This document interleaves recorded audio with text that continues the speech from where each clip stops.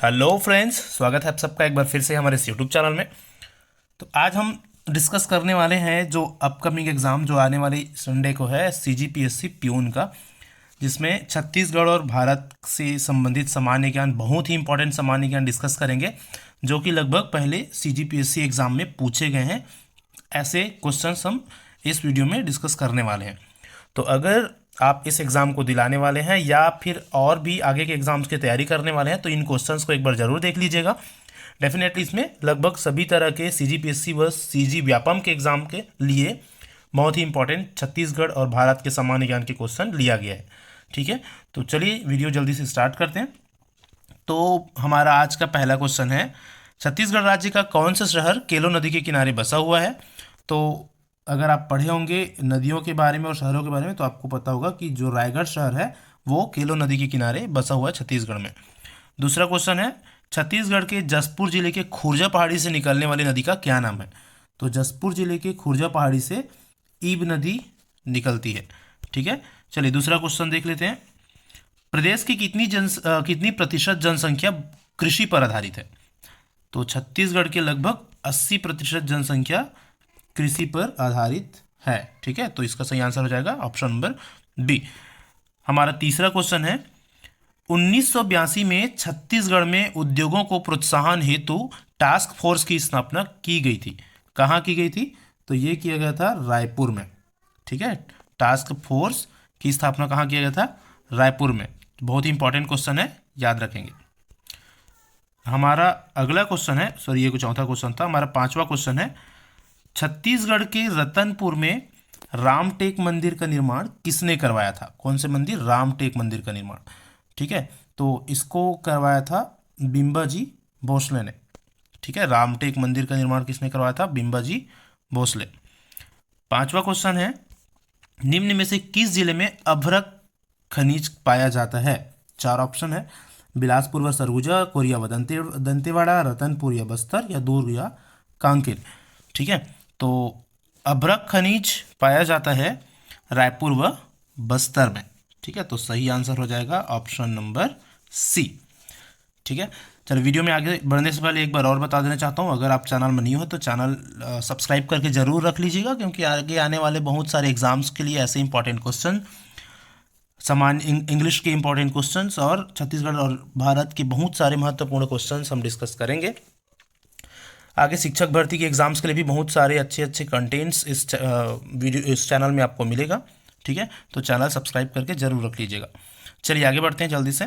तो हमारा next question है क्वेश्चन नंबर 7 आज के इस प्रैक्टिस सेट में। किस जनजाति को कोलेरियन व मुंडारी जनजाति कहा जाता है छत्तीसगढ़ के? तो आप देखेंगे बैगा, कंवार, कोरवा और संथाल, चार ऑप्शन है ना, ये संथाल है। तो ये कोरवा जनजाति को कोलेरियन या मुंडारी जनजाति कहा जाता है। ठीक है, अगला क्वेश्चन है, छत्तीसगढ़ में प्रारंभिक शिक्षा को लोकव्यापी बनाने के लिए कौन सा अभियान शुरू किया गया है? ठीक है, प्रारंभिक शिक्षा को लोकव्यापी बनाने के लिए तो चार ऑप्शन है हमारे सामने में। स्कूल जाबो पढ़ के आबो पहला, दूसरा राष्ट्रीय साक्षरता मिशन, राजीव ज्ञानोदय योजना और कल्प वृक्ष योजना। तो चारों ऑप्शन में पहला ऑप्शन सही होगा, स्कूल जाबो पढ़ के आबो। एक योजना है जो छत्तीसगढ़ के प्रारंभिक शिक्षा को लोकव्यापी बनाने के लिए एक अभियान के रूप में शुरू किया गया है। बहुत इंपॉर्टेंट है, याद रखिएगा। चलिए क्वेश्चन नंबर 9 देख लेते हैं। सबसे पहले, राज्य के किस जिले में गेरू खनिज पाया जाता है? राज्य के किस जिले में गेरू खनिज पाया जाता है? तो गेरू पाया जाता है सरगुजा जिले में। ठीक है, कौन से जिले में पाया जाता है? सरगुजा जिले में। बहुत इंपॉर्टेंट क्वेश्चन है ये भी।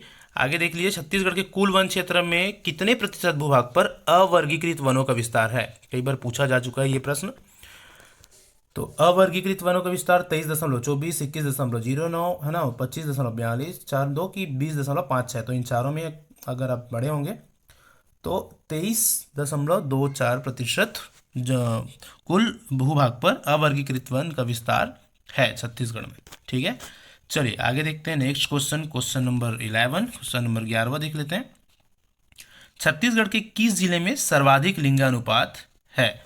तो छत्तीसगढ़ के कोरबा, बस्तर, रायपुर या बिलासपुर। ठीक है, तो सही ऑप्शन आपका हो जाएगा बस्तर जिले में सर्वाधिक लिंगानुपात है। ठीक है, अगला क्वेश्चन है क्वेश्चन नंबर 12। फ्रेंड, ये सभी क्वेश्चंस बहुत ही इंपॉर्टेंट है सीजीपीएससी या सीजीवीएपएम के एग्जाम्स के लिए, तो वीडियो लास्ट तक जरूर देखिए और सारे क्वेश्चंस को एक बार इनके आंसर जान लीजिए। हो सकता है आपको कभी भी किसी भी एग्जाम्स में इन क्वेश्चंस को फेस करने पड़ सकते हैं। तो 12वां नंबर का क्वेश्चन है, वर्ष 2011 के जनगणना के अनुसार जनसंख्या की दृष्टि से देश में छत्तीसगढ़ का कौन सा स्थान है? तो ये स्थान है 16वां। ठीक है, 16वां स्थान। आगे देख लेते हैं क्वेश्चन नंबर 13वां। तो ये भी एक बहुत ही महत्वपूर्ण क्वेश्चन है। क्वेश्चन नंबर 13, निम्नलिखित में से कौन सा युग्म सही या सही सुमेलित नहीं है बोला गया है। ठीक है, सही सुमेलित कौन सा नहीं है देख लो। पहला, दुर्ग भिलाई नगर औद्योगिक नगर, भरतपुर चावल मिलों का केंद्र, रायपुर राज्य की राजधानी और खैरागढ़ स्वर्ण नगर। तो कौन से सुमेलित नहीं है? दुर्ग भिलाई तो औद्योगिक नगर है ही, भरतपुर चावल मिलों का केंद्र है, ठीक है, रायपुर राज्य की राजधानी है, सबको पता है।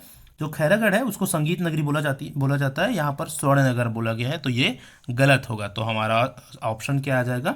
डी। ठीक है, इस क्वेश्चन का सही आंसर। ओके, आगे बढ़ते हैं क्वेश्चन नंबर 14 में।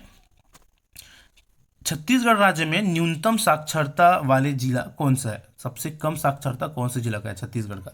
तो 14वां नंबर का क्वेश्चन है आपका इसका सही आंसर होगा दंतेवाड़ा। ठीक है, दंतेवाड़ा जिला सबसे न्यून साक्षरता वाला जिला माना जाता है, यह है, सॉरी। ठीक है, अगला क्वेश्चन है क्वेश्चन नंबर 15।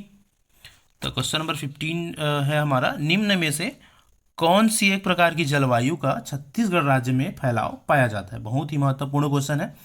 उपाद्र संक्रमणी, उपाद्र महाद्वीपी, आर्द्र दक्षिण पूर्व की, उपाद्र तटीय।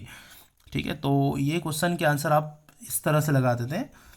छत्तीसगढ़ राज्य हालांकि मध्य भारत में है, लेकिन दक्षिण पूर्व का प्रभाव उसमें रहता है। ठीक है, तो आर्द्र दक्षिण पूर्व प्रकार की जलवायु छत्तीसगढ़ में पाई जाती है।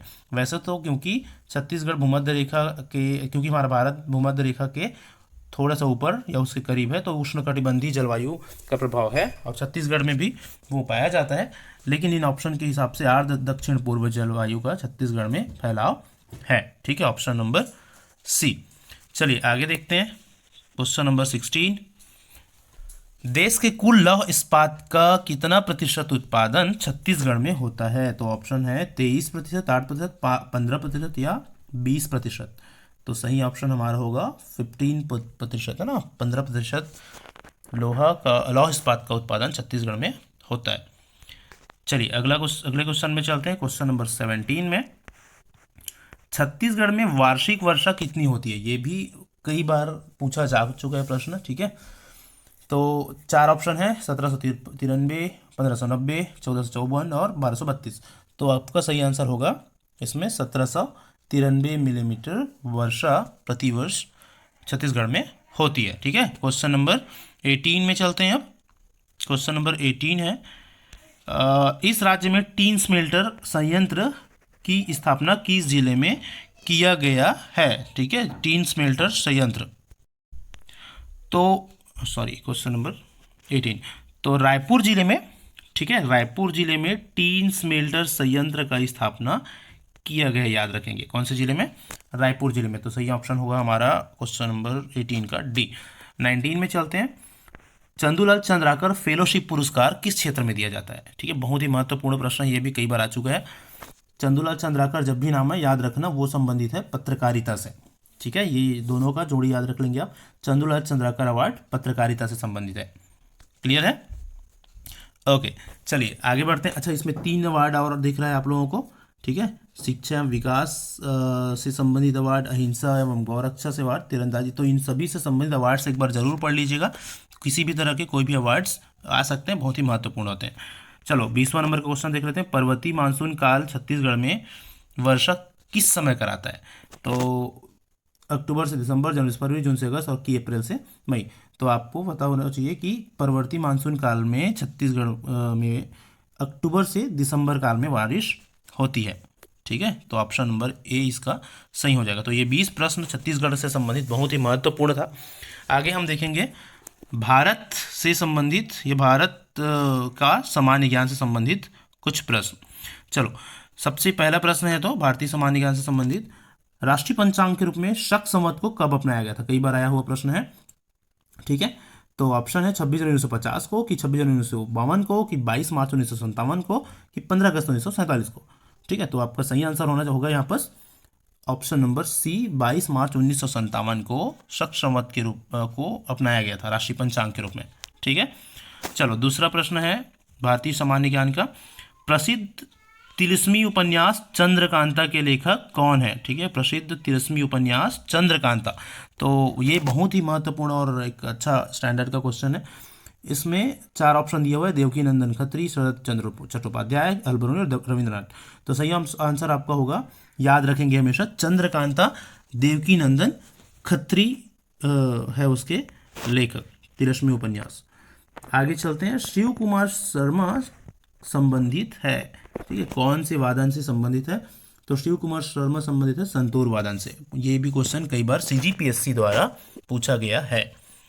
आगे है, यक्षगान कहाँ का लोकप्रिय नृत्य है? यक्षगान ये नृत्य कहाँ का है? गुजरात, आंध्र प्रदेश, महाराष्ट्र की कर्नाटक। ठीक है, तो सही आंसर इसका होगा कर्नाटक से संबंधित लोकप्रिय नृत्य है यक्षगान। 5वां क्वेश्चन है, भारतीय अंतरिक्ष अनुसंधान इसरो की स्थापना की गई थी, कब की गई थी? ये भी बहुत महत्वपूर्ण प्रश्न है। तो अगर आप पढ़े होंगे इसको, तो 1969 में 1969 में इसरो की स्थापना किया गया था, भारतीय अंतरिक्ष अनुसंधान संस्थान। ठीक है, अगला क्वेश्चन है हमारा, स्वर्ण कमल पुरस्कार किस क्षेत्र में दिया जाता है? स्वर्ण कमल पुरस्कार, ठीक है, साहित्य के क्षेत्र में, फिल्म, खेल की सर्वश्रेष्ठ कलाकृति। तो सही आंसर इसका होगा, स्वर्ण कमल पुरस्कार दिया जाता है फिल्म या सिनेमा के क्षेत्र में। ठीक है, स्वर्ण कमल पुरस्कार। 7वां प्रश्न है आज का, भारत का चावल का कटोरा। ठीक है, ये बहुत इंपॉर्टेंट क्वेश्चन है ये भी। चावल का कटोरा हमारे देश में कौन से क्षेत्र को बोला जाता है? ठीक है, तो 4 ऑप्शन आप लोगों को दिख रहा होगा, सिंधु भी है, केरल एवं तमिलनाडु है, उत्तर पूर्वी क्षेत्र है और गोदावरी कृष्णा क्षेत्र है। तो आप याद रखिएगा, कृष्णा गोदावरी डेल्टा क्षेत्र जो एरिया है ना, उसको चावल का कटोरा बोला जाता है भारत का। ठीक है, और धान का कटोरा किसको बोलते हैं? छत्तीसगढ़ को। ठीक है, वो तो सभी को पता है। तो ये चावल का कटोरा कृष्णा गोदावरी डेल्टा क्षेत्र। ठीक है, आंध्र प्रदेश वाला एरिया। ओके, चलिए आगे चलते हैं क्वेश्चन नंबर 8 में।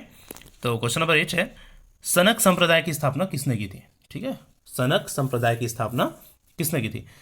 तो रामानुज, बासव, निम्बार्की, रामदास। तो यहाँ पर हमारा सही आंसर होगा, निम्बार्क ने सनक संप्रदाय की स्थापना की थी। अगला क्वेश्चन है क्वेश्चन नंबर 9, तैमूरलंग किस वर्ष भारत में आक्रमण किया था? तो अगर आपने भारतीय इतिहास पढ़ा होगा अच्छे से, तो 1398 में तैमूरलंग ने भारत पर आक्रमण किया था। ठीक है, नेक्स्ट क्वेश्चन है जो कि लास्ट क्वेश्चन है इस वीडियो का, भारतीय आर्य किस प्रजाति के है?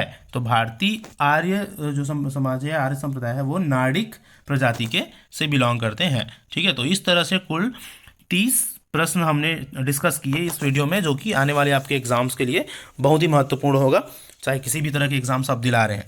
ठीक है, तो ये सारे क्वेश्चंस आपको अच्छे लगे होंगे और वीडियो अच्छा लगा होगा तो प्लीज़ एक वीडियो लाइक ज़रूर कर दीजिएगा, और अगर चैनल में नहीं हो तो चैनल सब्सक्राइब करके ज़रूर रख लीजिएगा। ठीक है, और इन प्रैक्टिस सेट के हिसाब से आपके कितने मार्क्स या कितने क्वेश्चन सही होते हैं वो कमेंट करके ज़रूर बताइएगा, या वीडियो अच्छा लगा हो तो एक बार कमेंट करके ज़रूर बताइएगा। Thank you so much video देखने के लिए। मिलते हैं नेक्स्ट वीडियो में। जय हिंद, जय भारत।